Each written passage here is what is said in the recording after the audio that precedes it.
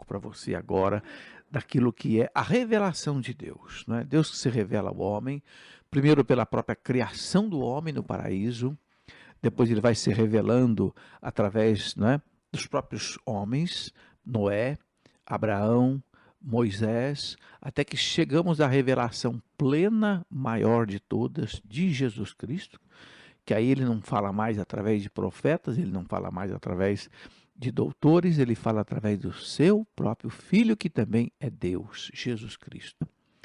E a revelação de Deus, então, tem como meta colocar a mensagem de Deus que o próprio Cristo revelou. Portanto, na Sagrada Escritura, onde as coisas foram escritas, e também na Sagrada Tradição, onde muita coisa ficou e não foi escrita, a igreja vai nos ensinando. E eu falava aqui, o documento do Concílio Vaticano II, Dei Verbum, o Verbo de Deus, nos fala muito da importância dessas coisas, né? Como estudar, como interpretar a Bíblia. E lendo aqui ainda o número 12 da Dei Verbum, ele diz assim: mas como a Sagrada Escritura deve ser também lida e interpretada naquele mesmo espírito em que foi escrita, para bem captar o sentido dos textos sagrados, deve-se atender com muito cuidado ao conteúdo e à unidade de toda a Escritura, levada em conta a tradição viva da Igreja e toda a analogia da fé. Então, o que quer dizer isso? Quando a gente ler a Bíblia, levar em conta toda a Bíblia. Às vezes, a gente lê um versículo de uma Bíblia num lugar, lê outro em outro lugar, dá a impressão que um contradiz o outro, mas não contradiz, não. Quando a gente tem uma visão completa da Bíblia no todo, então a gente percebe que não há contradição, não.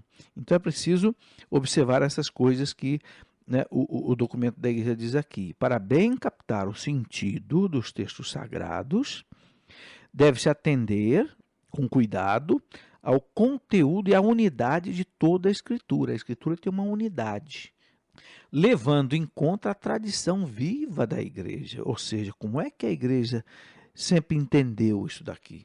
Isso que eu estou com dúvida agora, isso que eu não estou entendendo. Como é que nesses 2000 anos a igreja entendeu? Como é que os papas entenderam isso? Como é que os bispos entenderam? Como é que os santos entenderam? Os doutores da igreja entenderam? É a tradição da igreja. Aí a coisa vai clareando. E ele fala também obedecendo a analogia da fé. O que é analogia da fé? É você observar o sentido todo da Escritura. Uma verdade não pode contradizer outra. Entende? Você não pode chegar ter o entendimento de um texto bíblico que seja contrário ao entendimento de outro texto bíblico. Isso aí é a chamada analogia da fé. É muito importante isso. E aí, o documento ele chama a atenção dos estudiosos. Cabe aos exegetas. Exegeta é aquele que aprofunda no entendimento da Bíblia. Então, cabe aos exegetas trabalhar esforçadamente dentro destas diretrizes para mais aprofundadamente entender e expor o sentido da Sagrada Escritura, a fim de que, por meio do seu trabalho, de certo modo preparatório, amadureça o julgamento da igreja. Então, o julgamento, a interpretação dos bispos e do Papa se apoia, evidentemente, nesses estudos dos especialistas, dos teólogos, dos arqueólogos, dos exegetas e etc. E aí diz ainda aqui a Dei Verbum número 12, pois tudo que se refere à maneira de interpretar a Escritura está sujeito, em última instância, ao juízo da Igreja, que exerce o mandato e o ministério divino de guardar e interpretar a palavra de Deus. Então está aí, número 12, a Dei Verbum diz bem claro, tudo que se refere a interpretar a Escritura está sujeito, em última instância, ao juízo da igreja. Não é qualquer um que vai interpretando como quer, não.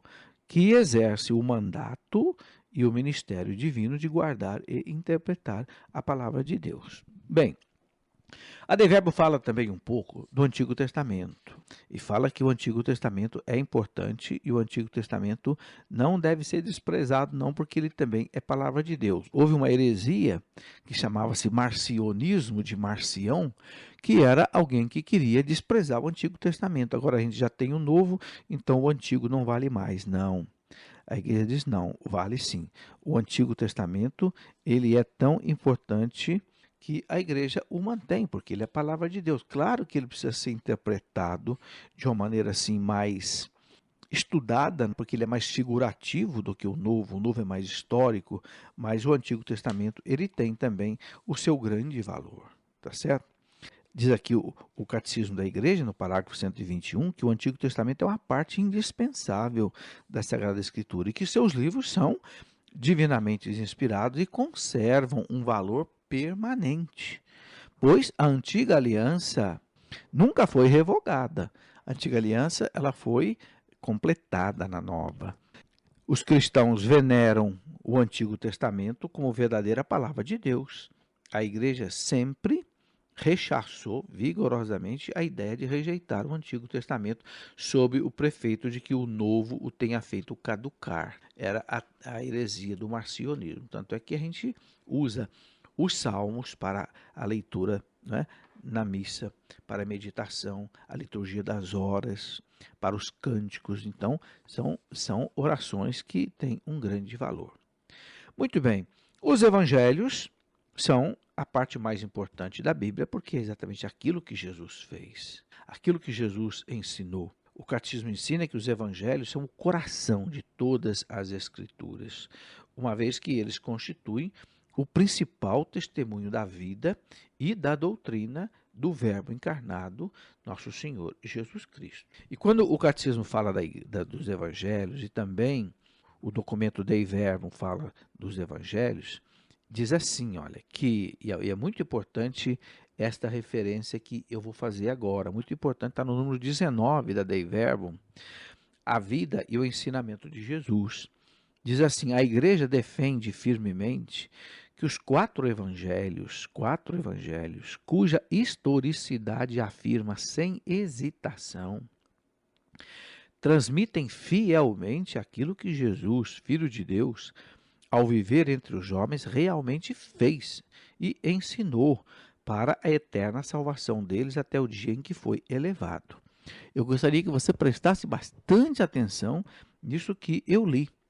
A igreja defende firmemente que os quatro evangelhos, cuja historicidade afirma sem hesitação, quer dizer, os evangelhos são históricos, não é fantasia, não é mito, não é invenção. Então a igreja afirma sem hesitação, transmitem fielmente, não tem erro, não tem mentira. Fielmente aquilo que Jesus, Filho de Deus, ao viver entre os homens, realmente fez e ensinou para a eterna salvação deles até o dia em que ele foi elevado para o céu. Ok? Então, você nunca acredite em alguma pregação, seja de quem for, que diga assim, não, porque Jesus não ressuscitou, aquilo ali foi apenas simbólico, ou Jesus não ressuscitou Lázaro, não foi bem assim, ou Jesus não multiplicou os pães, não foi isso, o que Jesus fez foi uma partilha. Não acredite nessas coisas, porque a igreja está dizendo que os evangelhos narram fielmente aquilo que Jesus, Filho de Deus, ao viver entre os homens, realmente fez e ensinou. É um perigo para a fé católica nós ficarmos relativizando os milagres de Jesus, os acontecimentos da vida de Jesus. Às vezes as pessoas me perguntam, mas é verdade que as bodas de Caná aconteceu mesmo ou não aconteceu? Aconteceu. Os apóstolos narraram fielmente. E os evangelhos passaram pela crítica literária mais severa dos racionalistas e concluíram que é uma obra perfeita. Entende? Então, todos os milagres que Jesus fez de andar sobre as águas, ressuscitar mortos, ressuscitar Lázaro e multiplicar os pães e transformar a água em vinho, tudo realmente aconteceu, meu irmão. Não aceite nenhuma pregação que queira dizer que as coisas narradas sobre Jesus nos evangelhos não seja real, seja assim figurativo ou metafórico ou parabólico. No evangelho, quando é parábola, Jesus fala, né? Contou a parábola do filho pródigo, aí é uma parábola. Contou a parábola, aí parábola, mas Quando os evangelistas narram acontecimentos da vida de Jesus, a Dei Verbum do Concílio Vaticano II, no número 19, e o Catecismo da Igreja, no parágrafo 126, repetem que não tem dúvida.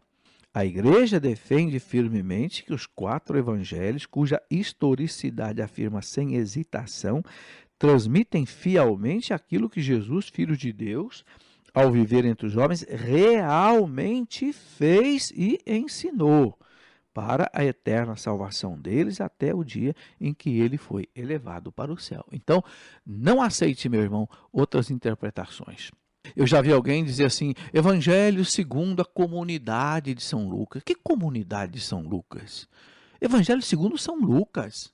Evangelho segundo São Mateus. Evangelho segundo São João. É o apóstolo Mateus, o apóstolo João que viu, que ouviu, que foi testemunha, que escreveu. Os evangelhos não foram escritos lá mais tarde, no ano 100, no ano 150, não. Os evangelhos foram escritos, Mateus e Marcos já foi escrito logo aí no ano 50, mais ou menos. Depois no ano 75, mais ou menos, Lucas, e depois João no ano 100. Então, nós não podemos aceitar, porque isso é um perigo, porque o que mostra a divindade de Jesus são os milagres de Jesus. Se a gente começa a negar os milagres de Jesus, relativizar esses milagres, daqui a pouco a pessoa divina de Jesus desaparece. Fica só um Jesus humano. E Jesus humano, meu amigo, não pode salvar ninguém. Porque quem salva o homem é o Jesus verdadeiramente homem e Jesus verdadeiramente Deus. Fique com ele, fique com Jesus ressuscitado. Como dizia o Papa João Paulo II, não tenha medo. Não tenha medo, porque o Senhor ressuscitado caminha convosco.